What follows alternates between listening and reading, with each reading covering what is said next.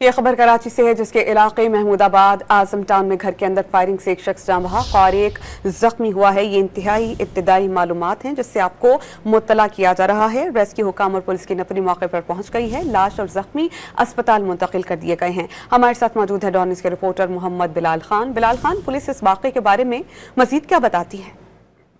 जी बिल्कुल, देखिए थाना महमूदाबाद की हदूद में फायरिंग का वाकया पेश आया है। फायरिंग के नतीजे में एक शख्स जाबान जबकि दूसरा जख्मी हुआ है, जिनको तिब्बी इमदाद के लिए अस्पताल मुंतकिल कर दिया गया है। जबकि मकतूल की शनाख्त मस्कतुल्लाह 26 साल जबकि जख्मी की शनाख्त 31 साल जबीउल्लाह के नाम से कर ली गई है। इब्तदाई मालूमात के मुताबिक एक नामालूम मुल्जिम ने घर में दाखिल होकर दोनों भाइयों पर फायरिंग की और फरार हो गए।